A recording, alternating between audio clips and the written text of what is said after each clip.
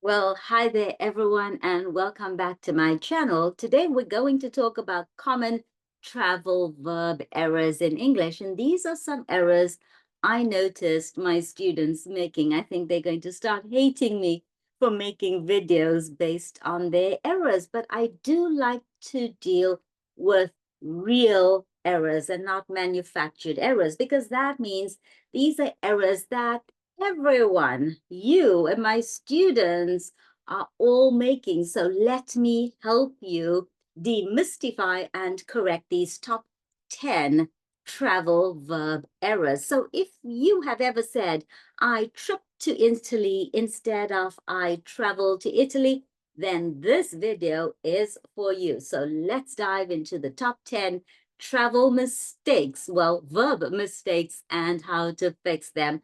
So trip versus travel. And if you say, I tripped to Italy, well, that's not quite correct.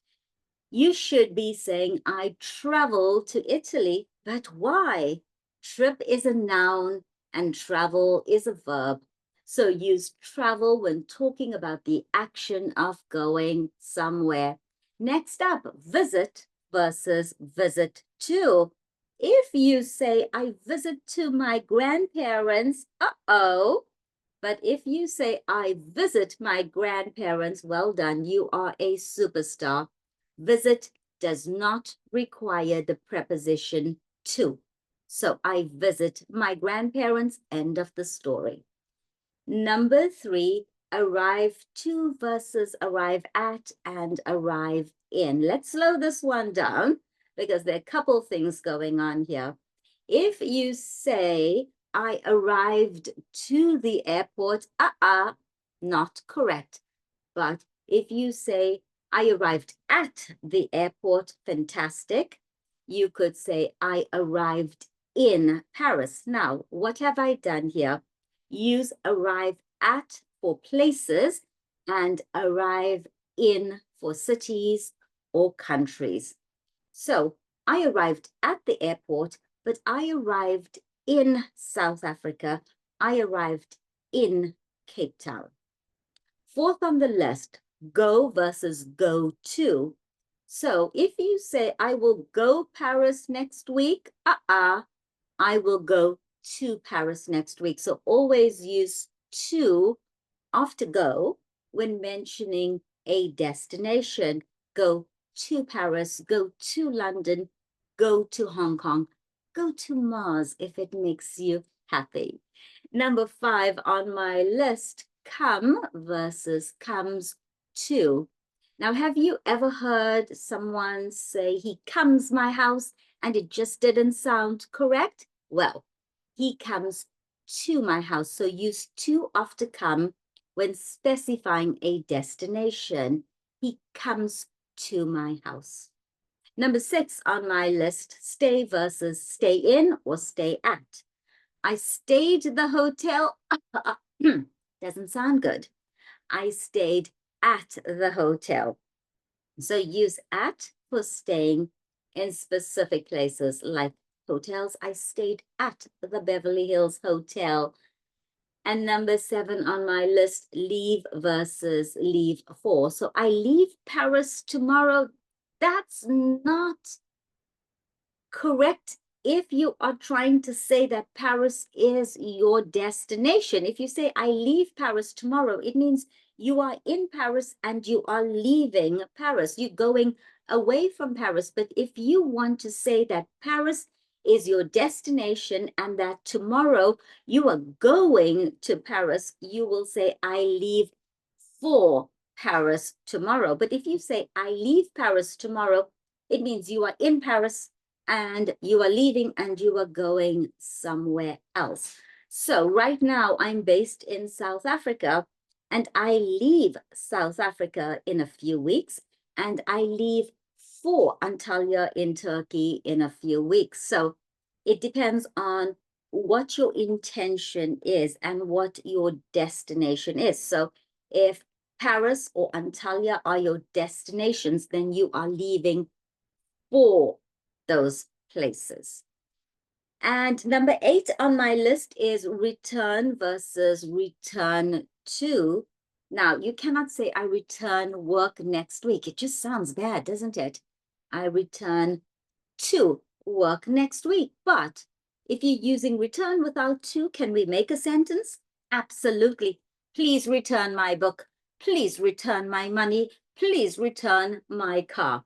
But I return to work next week. We're not done. Number 9 on the list, reach versus arrive at or arrive in. Now, many people say, I reach to the office by 9 a.m. The to is the problem. I still believe you can use reach in the sentence. I reached the office by 9 a.m. It's not incorrect, but a really, really, really better way of saying it would be I arrive at the office by 9 a.m. So instead of saying reach, can you say I arrive at the office by 9 a.m. or I get to the office by 9 a.m. if you want to sound really advanced. But you could say I reach the office by 9 a.m., but don't use to. So don't say I reach to the office. No, no, no.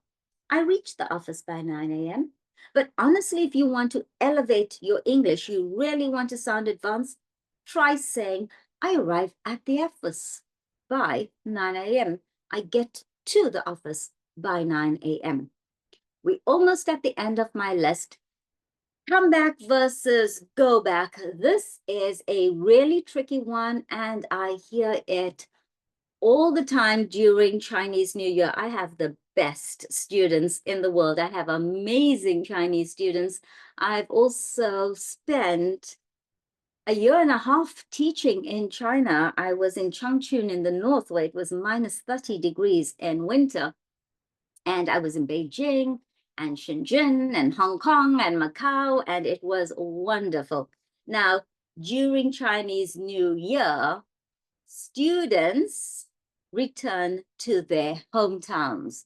So do they come back to their hometowns or do they go back to their hometowns? Now, when students say, I am coming back to my hometown for the holidays, or I come back to my hometown for Chinese New Year, it's not correct, okay? It should be, I go back to my hometown for holidays. Okay, you want an explanation for why we use go back. Well, we use go back when returning to a place where you used to live or frequently visit. So I'm going back to Italy in September. I visit there frequently. I'd love to live there, but I don't live there right now. But I am going back. I'm returning to Italy. And there you have it. Top 10 travel verb errors in English. Keep these tips in mind for your next trip or when you are simply discussing travel, and you'll sound like a native speaker in no time. Now, if you found this video helpful, give it a thumbs up, subscribe to our channel, hit the bell icon for more language trips. And if you are lucky enough to be traveling this summer, have a fabulous holiday and safe travels, everyone. Ciao.